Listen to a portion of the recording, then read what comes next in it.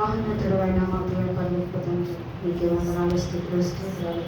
ఇప్పటివరకు పాటల ద్వారా, వాక్య పరిచర్య ద్వారా మీరు మాతో ఉండి మాట్లాడినందుకు మీకు వందనాలు ప్రభువా.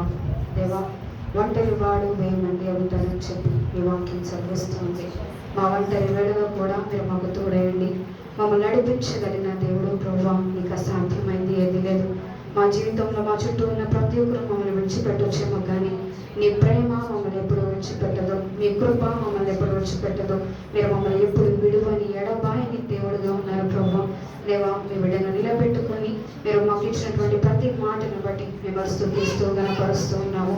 అలాగే ప్రభు, పట్టబడిన కానుకల నిమిత్తం ప్రభు, నీ పరిచర్య నిమిత్తం వాడబడినట్లుగా మీరు సహాయం చేయండి. అనేకులు ప్రభు, మేము మీ కొరకు గుప్పెళ్ళు విప్పేవారిగా మేము ఉండడానికి, అలాగే మీకు ఇచ్చే తద్వారా మేము యోగ నుంచి పొందుకోవడానికి మీరు సహాయం చేయండి తండ్రి. ఈ ఆరాధనలో చేరించిన ప్రతి బిడ్డను మీరు బలపరచండి. ఆధ్యాత్మికమైన ఆశీర్వాదంతో మీరు వారిని నింపండి ప్రభువా.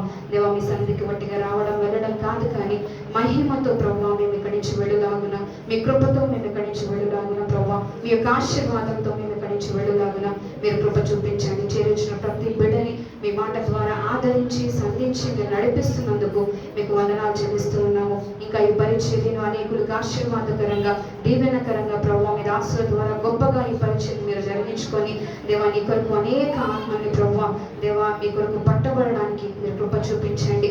మీరు అక్కడ వచ్చేంత లోపుగా ప్రభువా అనేక ఆత్మను నీ కొరకు సంపాదించి నీ రాజ్య వ్యాప్తిలో నీకు వారసులు చేయనట్లుగా మీ దాసుని అభిషేకించి ఈ పరిచర్యను దీవించి అన్ని విధాలుగా మీరు నడిపించమని యేసు అతి శ్రేష్టమైన ఉన్నతమైన నామంలో అడిగి వేడుకొని ప్రార్థించి పొందుకొని ఉన్నాము తండ్రి. ఆమేన్.